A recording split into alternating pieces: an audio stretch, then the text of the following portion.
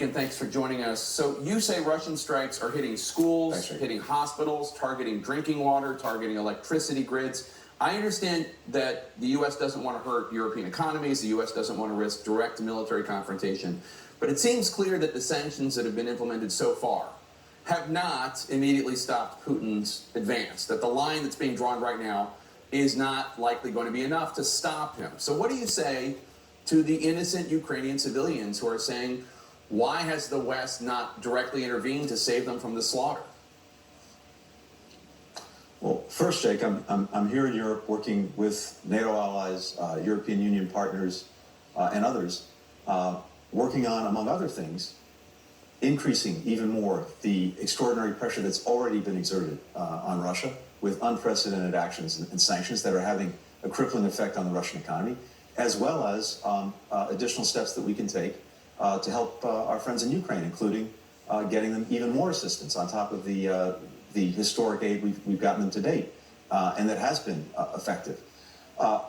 Vladimir Putin has, unfortunately, the capacity with the sheer manpower that he has in Ukraine and the overmatch that he has, the ability to keep grinding things down against incredibly resilient and courageous Ukrainians. And I think we have to be prepared for this to last for some time. But just winning a battle is not winning the war. Taking a city does not mean he's taking the hearts and minds of the Ukrainian people. On the contrary, he is destined to lose. The Ukrainian people have demonstrated that they will not allow themselves to be subjugated to Vladimir Putin or to Russia's rule. But it could take some time. And meanwhile, the suffering is real. It's terrible. I've met with people who are refugees from Ukraine, who've been forced to flee, women and children who are in neighboring countries, the men remaining in Ukraine to fight. We're doing everything that we can to bring this to an end as quickly as we can, but this still may go on for a while. So you point out accurately that the sanctions are unprecedented. They are. They're stronger than they've ever been. But the U.S. still has not moved as quickly as the EU has on sanctions against the Russian political elite. I mean, the Duma, the National Security Council, the cabinet, their families, the top 100 oligarchs. The U.S. has not banned imports of Russian oil. The U.S. has not rolled out trade sanctions. We're still working with the Russians on the Iran deal. Why not do everything we can now? Well, Speaker Pelosi said she's willing to cut off all imports of Russian oil. We're adding to the sanctions virtually every day. We're doing it in coordination with Europeans. When there's a difference between us, if there's a loophole on one side or the other, we're closing it. That's part of the work that I was doing here. And when it comes to oil, Russian oil, I was on the phone yesterday with the president and other members of the cabinet on exactly this subject. And we are now talking to our European partners and allies to look in a coordinated way at the prospect of banning the import of Russian oil while making sure that there is still an appropriate supply of oil on world markets. That's a very active discussion as we speak. The U.S. has ruled out a no-fly zone for fears of getting into direct military conflict with Russia. Zelensky said, quote, "Then give me the planes." Now, you said you're in active discussions about providing U.S. planes to Poland so that they can give planes that the Ukrainians are familiar with to Ukraine. Are you going to do that? And can you explain why the U.S.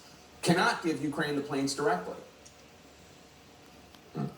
So we are working with Poland as we speak to see if we can backfill anything that they provide to the Ukrainians. We very much support them, providing MiGs, Sus, planes that Ukrainians can fly to the Ukrainians. But we also want to see if we can be helpful, as I said, in making sure that whatever they provide to the Ukrainians, something goes to them to make up for any gap in the security for Poland that might result.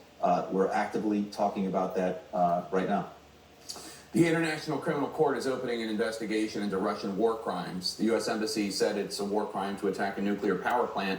They tweeted that out, the U.S. Embassy in Kyiv. But then the State Department told other embassies around the world to not retweet it, which is a confusing step. Has the U.S. seen evidence that Russia is committing war crimes or not? Jake, we've seen very credible reports of deliberate attacks on civilians, which would constitute a war crime.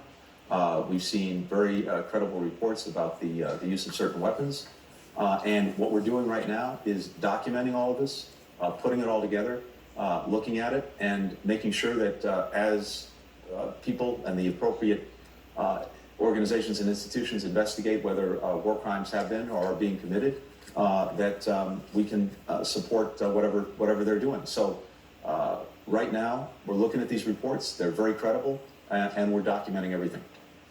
Western intelligence suggests that China asked Russia to not invade Ukraine until after the Olympics. You talked to the Chinese foreign minister yesterday. You noted that, quote, the world is watching to see which nations stand up for the basic principles of freedom, self-determination, and sovereignty, unquote. China's not doing that, are they? Jake, you're right. I spent about an hour on the phone with my counterpart, the Chinese foreign minister, the other day, and one of the things that I said to him, as I said actually before Russia committed this aggression against Ukraine, is that China speaks often about the sanctity of this principle of sovereignty, and here you have a permanent member of the United Nations Security Council, the council that came into existence with the responsibility of keeping peace and security around the world, respecting the sovereignty of states. You have one of its permanent members violating that very principle. And so we would expect China, based on everything it's said in the past, to stand up and make its voice heard. Its voice is very important in this. And 141 countries in the UN system came forward to condemn Russia's aggression against Ukraine and to stand up for Ukraine. So we are looking to China to make its voice heard. That voice counts, and I hope that they'll do that. More than 1.5 million refugees have already fled Ukraine, millions more expected to do so. The UN says it could be the largest refugee crisis in Europe this century. Now, I know you visited with some of these refugees in Poland yesterday. Is the U.S. willing to accept Ukrainian refugees, and if so, how many? Of course, we'll look at that. In fact, you're right. I was on the border. There was a terrific CODEL from the House, led by, I think, someone you're going to have on shortly, Mike McCall, and Greg Meeks, Mike, the ranking member, and Greg, the chairman of the House Foreign Affairs Committee.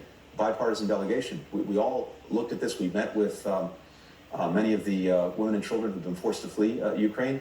We're committed, the United States is committed to doing anything we can, first of all, to support the countries that are bearing the immediate burden of taking in Ukrainians. And then, as appropriate, if people seek refugee status in the United States, of course, we will look at that, and I'm sure act on that. Secretary of State Antony Blinken, thank you so much for your time. Really appreciate it.